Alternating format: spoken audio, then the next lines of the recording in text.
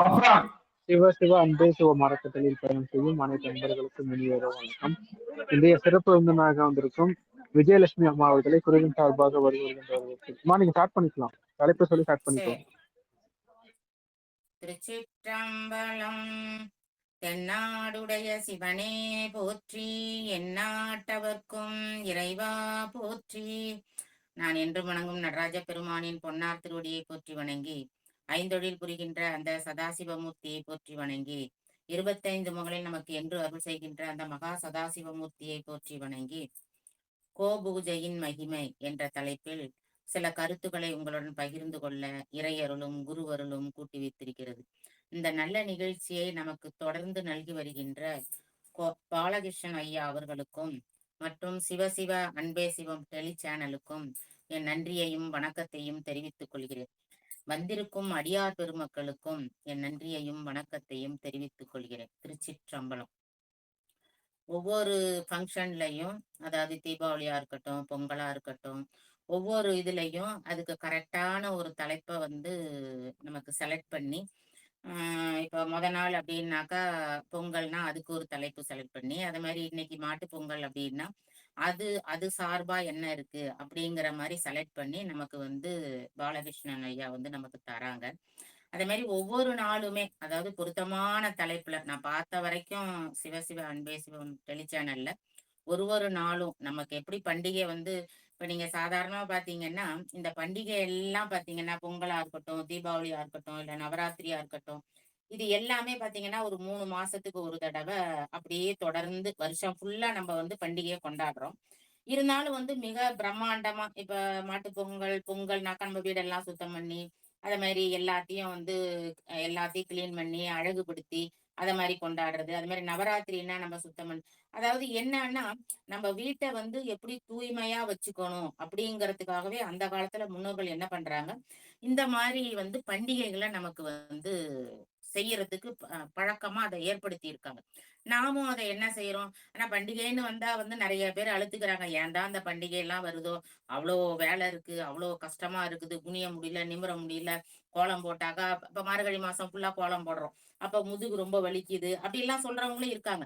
இருந்தாலும் என்னதான் முதுகு வலிச்சா கூட அந்த மார்கழி மாசம் ஃபுல்லா கோலம் போடணும் அப்படிங்கிற அந்த உத்வேகத்தோட அவங்க வீட்டுல நல்ல கோலம் போட்டிருக்காங்க, இவங்க வீட்டுல நல்ல கோலம் போட்டிருக்காங்க, நம்மளும் நல்ல கலர் கோலம் போடணும் அப்படிங்கிற ஒரு இதோட எல்லாருமே என்ன பண்றாங்க, இந்த மாதிரி இந்த பண்டிகைகளை கொண்டாடுறாங்க.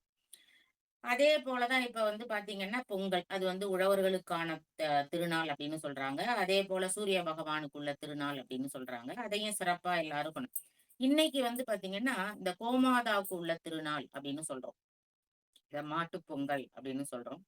ஏன் அப்படின்னா, சூரிய பகவான் பாத்தீங்கன்னா நமக்கு விளைச்சலை கொடுக்குறாரு. அதை எடுத்துட்டு நமக்கு கொடுக்கறது உழவன். அதனால நாள் பாத்தீங்கன்னா சூரிய பகவானுக்கு பொங்கல் வைக்கிறோம். அதுக்கு அடுத்தது அதை எடுத்துட்டு நமக்கு கொடுக்கறது அப்படின்னு பாத்தீங்கன்னா மாடுகள் தான் ஒண்ணு. நம்ம அதுக்காக தான் நம்ம மாடுகளை பயன்படுத்துறோம். அது ஒரு காரணம். இப்ப எல்லாம் பாத்தீங்கன்னா மாடெல்லாம் பயன்படுத்துறாங்களா மேடம் அப்படின்னு நீங்க கேட்கலாம். எங்க மேடம், எல்லாமே டிராக்டர் வச்சு உழுவுறாங்க, எல்லாத்துக்கும் நாத்து நடுறதுக்கு கொண்டு மிஷின் அறுவடைக்கு மிஷின் அப்போ மிஷினை தான் நம்ம பூஜை பண்ணணும். அதுக்குமே நம்ம என்ன பண்றோம், நம்ம நவராத்திரியில நம்ம என்ன கருவிகளை பயன்படுத்துறோமோ அதுக்கு ஒரு பூஜை பண்றதுக்கு அதுக்கும் ஒரு திருவிழா நம்ம கொண்டாடுறோம்.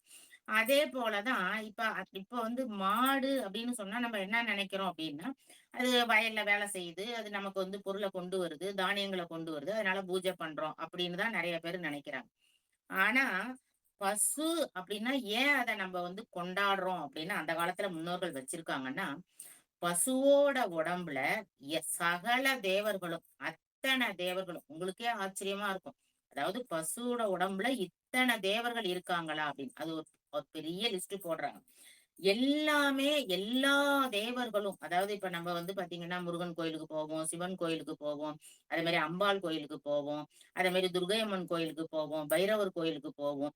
அப்படி எல்லா தெய்வங்களையுமே ஒருங்கிணைச்சு இருக்கிறது யாரு அப்படின்னு பாத்தீங்கன்னா பசு மட்டும்தான் அப்படின்னு சொல்றாங்க. ஏன்னா எல்லா தெய்வங்களும் இந்த பசுல வாசம் செய்கிறது அப்படின்னு. அதனால என்ன சொல்றாங்கன்னா, வருஷத்துக்கு ஒரு தடவையாவது நம்ம என்ன செய்யணும், பூஜை செய்யணும், அந்த கோமாதாவை நம்ம பூஜை செய்யணும் அப்படின்னு சொல்றாங்க. அதே மாதிரி இந்த மாட்டு பொங்கல் அன்னைக்கு என்ன செய்யறாங்க, எல்லாரும் மாடுகளுக்கு வந்து பொங்கல் தனியா படைச்சு மாடுகளுக்கு ஊட்டி மஞ்சு விரட்டுறது, அந்த மாதிரி நிறைய நிறைய விளையாட்டுக்காகவும் நிறைய செய்யறாங்க. மாட்டுக்கு ஒரு மரியாதை கொடுக்கணும் அப்படின்னு சொல்லிட்டு அந்த கோமாதாவை வணங்குறதுக்கும் செய்யறாங்க. அப்ப நம்ம என்ன செய்யணும் அப்படின்னா, பொங்கல் வச்சு வந்து பூஜை செய்யணும் அப்படின்னு சொல்றாங்க. அதே மாதிரி தை முதல் நாளை அடுத்து வரும். இப்ப தை மாசம் 1ஆம் தேதி வருது பாத்தீங்களா, அதுக்கு அடுத்த வர சப்தமி திதி. சப்தமி திதினா அந்த 7வது நாள். அந்த திதியில அத என்ன சொல்றாங்க அப்படின்னா ரத சப்தமி அப்படின்னு சொல்றாங்க. அன்னைக்கு வரும்போது என்ன பண்ணான்னா, சூரியனோட தேர் வந்து என்ன செய்யுதான், அதாவது வடக்கு நோக்கி அந்த தேர் வந்து வடக்கு நோக்கி நகர்றதா ஒரு ஐதீகம் அப்படின்னு சொல்றாங்க. அந்த மாதிரி நகரும் போது அந்த ரத சப்தமி அன்னைக்கு நம்ம என்ன செய்யணுமா, எருக்க இலைய பறிச்சுட்டு வந்து அதுல அச்சதை, அருகம்புல்லு, கோமியம் இதெல்லாம் என்ன செய்யணுமா, அந்த எருக்க இலைய தலையில வச்சு நம்ம ஸ்நானம் செய்யணும் அப்படின்னு சொல்றாங்க. அதாவது குளிக்கணும் அப்படின்னு. எருக்க இலையில என்னென்ன வைக்கணும், அச்சதை வைக்கணும், அருகம்புல் வைக்கணும், அடுத்தது கோமியம் வைக்கணும். இது எல்லாத்தையும் வச்சு நம்ம வந்து குளிச்சா, ஸ்நானம் செஞ்சா நம்ம செஞ்ச பாவங்கள் அத்தனையும் என்ன ஆகுமா, தீர்ந்துரும் அப்படின்னு சொல்றாங்க. அதே மாதிரி அடுத்த நாள் அஷ்டமி திதியில வந்து பாத்தீங்கன்னா பீஷ்ம தர்ப்பணம் அப்படின்னு, ஏன்னா அமாவாசை வரும் பாத்தீங்களா, அதனால அப்படி அமாவாசை வரும்போது அந்த தர்ப்பணம் கொடுக்கணும், அந்த மாதிரி கொடுத்தோம்னா ரொம்ப நல்லது அப்படின்னு சொல்றாங்க. அதுக்கு அடுத்தது வந்து பாத்தீங்கன்னா, அதாவது பகவானால படைக்கப்பட்ட விலங்குகள்லயே பசுதான் ரொம்ப முக்கியம். இப்ப நம்ம எத்தனையோ விலங்குகள், இப்ப யானையை கூட கொண்டாடுறோம், குதிரையை கூட நம்ம வந்து வளர்க்குறோம், எல்லாம் செய்யறோம். ஆனா பசுவுக்கு கொடுக்கிற ஒரு முக்கியத்துவத்தை நம்ம வந்து மத்த விலங்குகளுக்கு கொடுக்கறோமான்னா இல்ல. ஏன் அப்படின்னா, சகல தேவர்களும் அதுல இருக்கிறதுனால நம்ம பசுவை என்ன பண்றோம், அதுக்கு ஒரு முக்கியத்துவம் கொடுக்கிறோம். அதோட இல்லாம எல்லா தேவர்களும் அதுல இருக்கிறதுனால அது வந்து ஒரு தெய்வீக விலங்கா நம்ம என்ன செய்யறோம், அத வந்து பாராட்டி அதுக்கு பூஜை செய்யறோம் அப்படின்னு சொல்றாங்க. சரி, இந்த பசு எப்படி உருவாச்சு அப்படின்னு சொல்லிட்டு புராணத்துல ஒரு கதை சொல்றாங்க. என்ன கதை அப்படின்னு பாத்தீங்கன்னா, ஆதி காலத்துல பிரம்மா என்ன செய்யறாராம், சுரபி, சுரபின்னா இப்ப அமுத சுரபி அப்படிலாம் சொல்றீங்களா, அந்த மாதிரி சுரபிங்கிற முதல்ல படைக்கும் போது சுரபிங்கிற கோமாதாவையும் புருஷன், அதாவது ஆண் சொல்றோம் பாத்தீங்களா, அந்த புருஷனையும் தான் வந்து பிரம்மா வந்து படைச்சாராம். அந்த சுரபி வழியில வந்ததுதான் இந்த பசுக்கள் எல்லாம். ஏன்னா படைக்கப்பட்டது யாரு அப்படின்னு பாத்தீங்கன்னா, அந்த கோமாதாவுக்கு முன்னாடி இருக்கிறது சுரபிங்கிற அந்த கோமாதாவை தான் பிரம்மா படைச்சாரு. அதுக்கு அடுத்ததுதான் புருஷனை படைக்கிறார். புருஷன்னாக்கா ஆண்கள் அப்படின்னு சொல்றோம் பாத்தீங்களா, அந்த உயிர்கள் அதை வந்து படைக்கிறாரு அப்படின்னு. அதனாலதான் அந்த வழி வழி வந்ததுதான் இந்த பசுக்கூட்டங்கள் அப்படிங்கறதுனால அதுக்கு அவ்வளோ, ஏன்னா தோன்றிய உயிர் அப்படிங்கறதுனால அதுக்கு அவ்வளோ ஒரு முக்கியத்துவம் நம்ம நம்ம கொடுக்குறோம் அப்படின்னு. அப்புறம் இன்னொன்னு என்னன்னா, டெய்லியுமே இப்ப நம்ம வந்து ஒரு பசுவை வந்து ஒரு வீட்டுல வந்து தொழுவம் இருக்கு, அதுல பசுமாடு இருக்கு. அந்த மாதிரி இருக்கும்போது அந்த பசுவை பூ நம்ம பூஜை பண்ணிட்டு வந்தாலே நமக்கு என்ன கிடைக்குமா, சகல சுகங்களும் நமக்கு கிடைக்கும் அப்படின்னு சொல்றாங்க. எல்லா பாவங்கள இருந்தும் நம்ம என்ன செய்யலாம், விடுபடலாம் அப்படின்னு சொல்றாங்க. அதாவது பிரம்மதேவர் என்ன செய்யறாராம், இந்த கோமாதாவை படைச்சு இந்த சுரபிய படைச்சு இதை யாரெல்லாம் வணங்குறாங்களோ அவங்க வந்து சகல தோஷங்களும் அவங்களுக்கு நீங்கும் அப்படின்னு சொல்றாரு. அதை யாரு பேணி வர்றாங்களோ, அந்த பூஷித்து வர்றாங்க பாத்தீங்களா, அவங்களுக்கு சகல செல்வங்களும் கிடைக்கும் அப்படின்னு அதை படைக்கும் போதே என்ன பண்றாரா, வரம் தராரு அப்படின்னு சொல்றாங்க. அதோட அந்த பசுக்களோட தேவர்களோட அத்தனை பேரும் அந்த பசுக்களோட உடல்ல நிறைஞ்சிருக்காங்க அப்படி. இப்ப கூட நம்ம வந்து பாத்தீங்கன்னா ரோட்ல போகும்போது ஒரு பசுமாடு நின்னுச்சுன்னா அதோட பின்னாடி பாகத்தை போய், முன்னாடி யாரும் தொட்டு கும்பிட மாட்டாங்க, நீங்க பாத்துருக்கலாம். பின்னாடி பாகத்தை போய் தொட்டு கும்பிடுவாங்க எல்லாரும். அது ஏன் காரணம் அப்படின்னா, இப்ப நம்ம என்ன பசு உடம்புல என்னென்ன இருக்கு அப்படின்னு நம்ம பார்த்தாலே ஏன் நம்ம பசுவை வந்து பின்னாடி போய் வணங்குறோம் அப்படிங்கறது நமக்கு தெரிஞ்சிடும். பசுவோட தலையில வந்து யாரு இருக்கா அப்படின்னா சிவபெருமான் இருக்காராம். அதே மாதிரி நெற்றியில யாரு இருக்கா அப்படின்னா சிவசக்தி இருக்காளாம். அதே மாதிரி வலது கொம்புல யார் இருக்கா அப்படின்னா கங்கை இருக்கிறா அப்படின்னு. இடது கொம்புல யார் இருக்கா அப்படின்னு பாத்தீங்கன்னா யமுனை இருக்கிறா. அதோட கொம்போட நுனி, இப்ப கொம்புல வந்து இவங்க இருக்காங்க, ஆனா கொம்போட நுனியில வந்து காவேரி, யமுனை, கோதாவரி, பொன்னி இந்த மாதிரி எல்லா நதிகளும் அதுல இருக்கு. அந்த புண்ணிய நதிகள் 9 புண்ணிய நதிகள் சொல்லுவோம் பாத்தீங்கன்னா, அந்த புண்ணிய நதிகள் எல்லாமே அந்த கொம்போட நுனியில இருக்கு அப்படின்னு சொல்றாங்க. அதே மாதிரி கொம்போட அடியில யார் இருக்கா அப்படின்னா பிரம்மா இருக்காராம். அதே மாதிரி மூக்கோட நுனியில, அதாவது கோமாதாவோட மூக்கு நுனியில வந்து யார் இருக்கா அப்படின்னா முருகப்பெருமான் வாசம் செய்கிறார் அப்படின்னு சொல்றாங்க. மூக்குக்கு உள்ள நுனியில யார் இருக்கா? முருகப்பெருமான் இருக்காரு. மூக்குக்கு உள்ள யார் இருக்கா அப்படின்னு பாத்தீங்கன்னாக்கா வித்யாதரர்கள் இருக்காங்க அப்படின்னு. 2 காதுகளுக்கு நடுவுல யார் இருக்கா அப்படின்னா அஸ்வினி தேவர் இருக்கிறாங்க. 2 கண்கள் யார் அப்படின்னா சூரியனும் சந்திரனும். இப்ப உதாரணமாவே நம்ம வந்து சிவகணங்கள் அப்படின்னு நம்ம சொல்றோம் பாத்தீங்களா? சிவனா இருக்கட்டும், சிவசக்தியா இருக்கட்டும், இல்ல முருகனா இருக்கட்டும், பிள்ளையாரா இருக்கட்டும், இவங்களுக்கு 3 கண்கள்னு சொல்லுவோம். அப்ப 3 கண்கள்னு சொல்லும் போதே என்ன சொல்லுவோம்? ஒரு கண்ணு, வலது கண்ணு வந்து சூரியன், இடது கண்ணு சந்திரன், அதே மாதிரி நெற்றிக்கண் வந்து அக்னி அப்படின்னு நம்ம சொல்றோம். அதே போலதான் இந்த இந்த கோமாதாவுக்கும் பாத்தீங்கன்னா 2 கண்களும் சூரியனும் சந்திரனா இருக்கு. அப்ப பாத்தீங்கன்னாலே சிவனுக்குரிய அந்த அங்க அடையாளங்கள் அதுவுமே வந்து என்னது, நம்ம வந்து இந்த கோமாதாவுக்கும் இருக்கிறத நம்ம பாக்குறோம். அப்புறம் மூக்கின் நுனி, அதுல வந்து பாத்தீங்கன்னாக்கா முருகன் இருக்கார் அப்படின்னு சொன்னோம். அத மாதிரி வாயில யார் இருக்கா அப்படின்னாக்கா சர்ப்ப அசுரர்கள் அப்படின்னு சொல்றாங்க. இன்னொரு இதுல என்ன போட்டிருக்குன்னா சந்திர பகவான் இருக்கிறாரு அப்படின்னு சொல்றாங்க.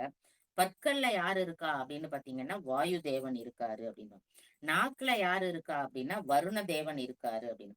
நெஞ்சு மத்திய பாகம், அதாவது அந்த மாட்டோட கோமாதாவோட நெஞ்சு பகுதி, அந்த நெஞ்சு பகுதியில யார் இருக்கா அப்படின்னா கலைமகள் வந்து வாசம் செய்கிறா. இப்ப நம்ம நம்ம சொல்லும் போதே என்ன செய்வோம்? யாரையாவது வந்து வணங்குறோம் அப்படின்னா நெஞ்சில சொல்லுவோம். ஏன்னா ஆத்மார்த்தமா அவங்கள வணங்குறோம் அப்படிங்கறத சொல்றோம். இப்ப சாமி கும்பிடும் போது கூட நெஞ்சில கைய வச்சு நம்ம சொல்றோம். அப்ப அந்த இடத்துல யார் இருக்கா அப்படின்னா கலைமகள் இருக்கா அப்படின்னு. கழுத்துல யாரு இருக்கா அப்படின்னு பாத்தீங்கன்னா இந்திரன் இருக்கான் அப்படின்னு. அப்புறம் மணித்தளம், அதுல யாரு இருக்கா அப்படின்னு பாத்தீங்கன்னா யமனும் இயக்கங்களும் அதுல இருக்கு அப்படின்னு. அதாவது யமனும் அதோட இயக்கங்களும் அப்படின்னு. அடுத்தது உதடுல யார் இருக்கா அப்படின்னா உதயத்தமன சந்தி தேவதைகள். இந்த சந்தி தேவதைகள்லாம் எங்க இருக்கு அப்படின்னா உதட்டுல இருக்கு அப்படின்னு சொல்றாங்க. முறிப்புன்னா கொண்டை, இந்த திமிழ்னு சொல்றோம் பாத்தீங்களா, அதுல யார் இருக்கா அப்படின்னா 12 ஆதித்யர்கள், அதாவது சூரியர்கள் அப்படின்னு, 12 சூரியர்கள் அப்படின்னு சொல்றோம் பாத்தீங்களா, அந்த சூரிய 12 ஆதித்யர்களும் அதுல இருக்காங்க. அது மட்டும் இல்லாம அதுல ருத்ரனும் அதுலதான் இருக்காராம். மார்புல யாரு இருக்கா அப்படின்னு பாத்தீங்கன்னா சத்திய தேவர்கள் அதுலதான் இருக்காங்க அப்படின்னு சொல்றாங்க. வயிறுல பாத்தீங்கன்னா பூமி தேவி இருக்கிறா அப்படின்னு அழகா சொல்லப்படுது. அடுத்தது கால்கள்ல பாத்தீங்கன்னா அனிலன் அப்படிங்கிற வாயு தேவன் வந்து கால்கள்ல இருக்கிறாராம். இப்படி ஒவ்வொரு பாகத்திலையும் இருக்கிறாங்க. அடுத்தது பாத்தீங்கன்னாக்கா முழங்கால், அதாவது முழங்கால் எப்படி சொல்றோம் பாத்தீங்கன்னா அந்த முழங்கால்ல வந்து மருந்து தேவர் இருக்கார் அப்படின்னு சொல்றாங்க. குழம்பு, நம்ம வந்து மாட்டுக்கு இருக்கிறத வந்து நகங்கள்னு சொல்றது கிடையாது. மாட்டுக்கு இருக்கிறத குழம்பு. ஒவ்வொரு விலங்குகளுக்கும் உள்ள நகத்தை வந்து ஒரு வார்த்தையில தமிழ்ல தான் அந்த சிறப்பு இருக்கும். அப்ப அந்த கோமாதாவுக்கு உள்ளதை என்ன சொல்றாங்க? குழம்பு அப்படின்னு சொல்றாங்க. அந்த குழம்புல யார் இருக்கா அப்படின்னா தேவர்கள் இருக்காங்க. இதுவுமே பாத்தீங்கன்னா குழம்போட நுனியில வந்து நாகர்கள் இருக்காங்களாம். இந்த குழம்பு முழுவதும் தேவர்கள் இருக்காங்க. குழம்பின் நடுவில வந்து பாத்தீங்கன்னா கந்தர்வர்கள் இருக்காங்க அப்படின்னு. குழம்பின் மேல் பகுதி, அத வந்து அதையே வந்து பாத்தீங்கன்னா 3 பகுதியா பிரிச்சிருக்காங்க. மேல் பகுதியில பாத்தீங்கன்னா அரம்பையர் இருக்காங்க அப்படின்னு சொல்றாங்க. அப்ப அந்த குழம்பே அவ்வளோ ஒரு முக்கியமானது அப்படின்னு நமக்கு வந்து தெரியுது. அதுக்கடுத்து பாத்தீங்கன்னா முதுகுல வந்து உருத்திரர் இருக்கிறாரு அப்படின்னு சொல்றாங்க. யோனி, அதாவது கோமாதாவோட யோனியில சப்த மாதர், அதாவது 7 மாதர்கள் இருக்காங்க பாத்தீங்களா, மாதாக்கள் அப்படின்னு வழங்குறோம் பாத்தீங்களா, அந்த 7 மாதர்களும் வந்து பாத்தீங்கன்னா அந்த யோனியில இருக்காங்க அப்படின்னு. குதம், குதத்துல யாரு இருக்கா அப்படின்னா லட்சுமி இருக்கா அப்படின்னு சொல்றாங்க. முன்கால்கள், அந்த முன்கால்கள் 2 இருக்கு பாத்தீங்களா, அதுல பிரம்மா இருக்காரு. பின்கால்கள்ல வந்து பாத்தீங்கன்னா ருத்ரனும் தன்னோட பரிவாரங்களோட வந்து ருத்ரன் அதுல அமர்ந்திருக்கிறாரு அப்படின்னு. அடுத்தது வந்து பாத்தீங்கன்னா பால் மடி, அது ரொம்ப முக்கியமானது. நம்ம முளை அப்படின்னு சொல்றோம் பாத்தீங்கன்னா பால் கறக்கிற அந்த மடி, அதுல வந்து பாத்தீங்கன்னா 7 சமுத்திரங்கள் இருக்கு அப்படின்னு ஒரு இதுல சொல்றாங்க. இன்னொரு இதுல என்ன சொல்றாங்கன்னா சரஸ்வதி வந்து பால் மடியில தான் இருக்கா அப்படின்னு சொல்றாங்க. அடுத்தது சந்திகள் தோறும் அஷ்டவசுக்கள் வந்து குடியிருக்காங்க அப்படின்னு சொல்றாங்க. அதுக்கு அடுத்தது பாத்தீங்கன்னா அந்த அரைப்பரப்பு, அதுல யார் இருக்கா அப்படின்னா பிதிர் தேவதைகள் இருக்காங்க அப்படின்னு. சரி, கடைசியில இங்க வந்துட்டோம். இப்ப எங்க வந்துட்டோம்? வாளுக்கு வந்துட்டோம். வால் முடியில வந்து ஆத்திகன் அதுல இருக்கிறான் அப்படின்னு சொன்னோம். அடுத்தது வந்து பாத்தீங்கன்னா ரோமம். ஒரு ரோமத்திலையும், அதாவது அந்த மாட்டோட இப்ப மாடு வந்து பாத்தீங்கன்னா உடம்பு ஃபுல்லா முடியோட தான் இருக்கும். அந்த ஒரு ரோமத்திலையும் யார் இருக்கா அப்படின்னா மகா முனிவர்கள். முனிவர்கள் எல்லாமே அந்த ரோமத்துலதான் இருக்காங்க அப்படின்னு. அடுத்தது எல்லா அங்கங்கள், அதாவது ஒரு அங்கத்திலையும் இப்ப கோமாதாவுடைய எல்லா எந்த அங்கத்துல நம்ம வந்து பார்த்தாலும் கற்புடைய மங்கையர் அங்கதான் குடியிருக்காங்க அப்படின்னு. ஏன்னா நம்ம வந்து சாதாரணமாவே வந்து பாத்தீங்கன்னா கற்புடைய பெண்கள் அப்படின்னு சொல்லுவோம் பாத்தீங்களா, அவங்கள நம்ம வணங்குவோம். அப்படி வணங்கும் போது அந்த கோமாதாவோட அந்த அங்கங்களை நம்ம வணங்குனாலே கற்புடைய பெண்களை வணங்குனதுக்கு சமம் அப்படின்னு சொல்றாங்க. அதுக்கடுத்து பாத்தீங்கன்னா மூத்திரம் அப்படின்னு ஜலம் சொல்றோம் பாத்தீங்களா, அந்த மூத்திரம் வந்து என்ன அப்படின்னு பாத்தீங்கன்னா ஆகாய கங்கை அப்படின்னு சொல்லப்படுது. இன்னொன்னு வந்து யாரு என்ன சொல்றாங்கன்னா லட்சுமி அப்படின்னு சொல்றாங்க. சாணம், இப்ப நம்ம வந்து மாட்டு சாணம் அப்படின்னு பிள்ளையாரெல்லாம் புடிச்சு வைக்கிறோம் பாத்தீங்களா, மார்கழி மாசம் முழுவதுமே நம்ம என்ன செய்யறோம், அந்த சாணத்தை கிராமத்துல எல்லாம் நீங்க பாத்துருப்பீங்க, நகரத்துல இப்ப இருக்கா என்னன்னு தெரியல. அந்த சாணத்துல வந்து பாத்தீங்கன்னா அந்த பரங்கி பூ வச்சு எல்லார் வீட்லயும் வைப்பாங்க. இதுக்கு என்ன சொல்லுவாங்க அப்படின்னா, யாரு வீட்டுல அந்த சாணத்துல அந்த பிள்ளையார் புடிச்சு அந்த பூவை வைக்கிறாங்களோ அவங்க வீட்டுல ஒரு கன்னி பெண்ணு இருக்கு அப்படின்னு அர்த்தம். அப்ப மார்கழி மாதம் முழுவதும் அப்படி சுத்தி வர்றவங்க யார் யாரு வீட்டுல எல்லாம் அந்த பூ வச்சு அந்த சாணம் வச்சு வச்சிருக்காங்களோ அவங்க வீட்டுல வந்து கல்யாணத்துக்கு தயாரா கன்னி பெண்களோ இல்ல ஆண்களோ இருக்காங்க அப்படின்னு தெரிஞ்சுப்பாங்க அந்த காலத்துல. ஏன்னா அந்த காலத்துல பெண்கள் அதிகமா வெளியில போக மாட்டாங்க. அப்ப இது போலதான் அவங்க எல்லாம் தெரிஞ்சுப்பாங்க அப்படின்னு சொல்றாங்க. இந்த சாணத்துல யாரு இருக்கா அப்படின்னா யமுனை வந்து சாணத்துல இருக்கு அப்படின்னு சொல்றாங்க. அப்புறம் சடதாக்கினி அது வந்து பாத்தீங்கன்னா காருகபத்தியம் அப்படிங்கறதுல இருக்கு அப்படின்னு சொல்றாங்க. இதயத்துல யாரு இருக்கா அப்படின்னாக்கா யமன் அப்படின்னு சொல்றாங்க. இன்னொன்னு பாத்தீங்கன்னா ஆகவனியம் அப்படிங்க, இதெல்லாம் வந்து அந்த நெருப்பு நம்ம பூஜை பண்ற இதை சொல்றாங்க. அதெல்லாம் அதுல இருக்கு அப்படின்னு சொல்றாங்க. அடுத்தது முகம், அதாவது கோமாதாவோட முகம் வந்து பாத்தீங்கன்னா தட்சரைக்கினியம் அப்படிங்கிற அந்த தெய்வம் வந்து அதுல இருக்குது அப்படிங்கிறாங்க. அடுத்தது எலும்பு சுக்கிலம், எலும்பு சுக்கிலத்துல யார் இருக்கான்னா யாகத் தொழில் முழுவதும் வந்து இந்த எதுல இருக்கு அப்படின்னா இந்த எலும்புலதான் இருக்கு அப்படின்னு சொல்றாங்க.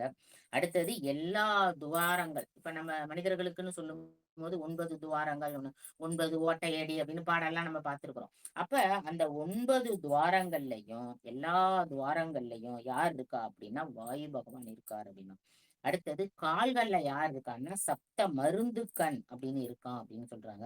வயிறுல யார் இருக்கா அப்படின்னு பாத்தீங்கன்னா அக்னி இருக்கு அப்படின்னு சொல்றாங்க. மலத்தில், அதாவது மலம் அப்படின்னு நம்ம சொல்றோம் பாத்தீங்களா, அதுல யார் இருக்குன்னா கீர்த்தியும் கங்கையும் இருக்காங்க. அதாவது மலத்துல கீர்த்தியும் கங்கையும் இருக்கிறாங்க. ஆனா அந்த மலம் கழிக்கும் இடம் இருக்கு பாத்தீங்களா, இப்ப அதோட மலம் வெளியில வருது பாருங்க, அந்த இடத்துல யார் இருக்கான்னா லட்சுமி இருக்கா அப்படின்னு சொல்லி வணங்கணும் அப்படின்னு சொல்றாங்க. அடுத்தது வால்ல யார் இருக்கா அப்படின்னா தர்ம தேவதை இருக்கிறா வால்ல அப்படின்னு. அப்புறம் பூட்டுக்கள், அதுல யார் இருக்கா அப்படின்னா சித்தர்கள் இருக்காங்க அப்படின்னு. அப்புறம் பசுவோட அசைவுல, இப்போ ஒவ்வொரு பசு வந்து அசைவும் பாத்தீங்களா, அந்த அசை போடுதுல அந்த அசைவுல பாத்தீங்கன்னா காரிய சித்தியும் தவமும் சக்தியும் இருக்குது அப்படின்னு. அப்ப அந்த மாதிரி சமயத்துல நம்ம வணங்குனோம்னா நமக்கு காரிய சித்தி கிடைக்கும். நம்ம தவம் மேற்கொள்றோம்னா தவ பலன் கிடைக்கும், யோகம் கிடைக்கும் அப்படின்லாம் சொல்றாங்க. நமக்கு சக்தி கிடைக்கும் அப்படின்னு. அத மாதிரி இப்ப நீங்க பாத்தீங்கன்னா இப்ப நம்ம மனித உருவுல கூட ஒரு ஒரு ஒரு ஒரு பாகம், இப்ப தலைமுடியில இருந்து எடுத்துக்கிட்டோம்னா காலு கை மூக்கு அப்படின்னு சொல்றோம். அதே போலயே பாத்தீங்கன்னா ஒரு பாகம் ஒரு துளி கூட விடாம ஒவ்வொரு பாகத்திலையும் இந்த தேவர்கள் எல்லாம் நிறைஞ்சிருக்கிறத நான் இப்போ வரிசையா நான் உங்களுக்கு சொன்னேன். அவ்வளவுலயும் பாத்தீங்கன்னா எல்லா இடத்துலயும் எல்லா தேவர்களும் நம்ம சாதாரணமா இவ்வளவு பேரையும் நம்ம வணங்குறோமா என்னன்னு கூட தெரியாது. நமக்கு தெரிஞ்சதெல்லாக்கா முருகனும் பிள்ளையாரும் அப்புறம் சிவனு பெருமாள் இப்படிதான் நம்ம வணங்கிட்டு இருக்கோம். ஆனா எவ்வளோ பேரை வணங்கணும் அப்படிங்கிறத இந்த பசு உடம்புல ஒவ்வொரு அது அசைவுல கூட யார் இருக்கா அப்படிங்கிறத வச்சு எவ்வளோ ஒரு இதா அந்த காலத்துல கணிச்சிருக்காங்க பாருங்க. அப்ப இத்தனை தேவர்களை வணங்கணும் நம்ம இல்லையா, இவ்வளோ பேரையும் நம்ம வணங்கணும். ஆனா இவ்வளோ பேரையும் நம்ம வணங்க முடியாது அப்படிங்கறதுனாலதான் இறைவன் என்ன செய்யறாராம், கோமாதாவை நமக்கு தந்திருக்கிறார். அப்ப அந்த கோமாதா வந்து பாத்தீங்கன்னாக்கா இந்த கோமாதாவை வணங்குனாலே அத்தனை தெய்வங்களையும் வணங்கின பலன் நமக்கு கிடைக்கும். அந்த அந்த அத்தனை பலன்களும் நமக்கு கிடைக்குதுன்னா வாழ்க்கை எப்படி இருக்கும், நமக்கு சீரோடும் சிறப்போடும் இருக்கும். அதனால வந்து கோமாதா வந்து அவ்வளவு முக்கியத்துவம் அப்படின்னு. அதுக்கு அடுத்தது வந்து பாத்தீங்கன்னா தேகத்துல சகல தேவர்களும் வாசம் செய்கிறாங்க அப்படின்னு சொல்லிட்டோம்.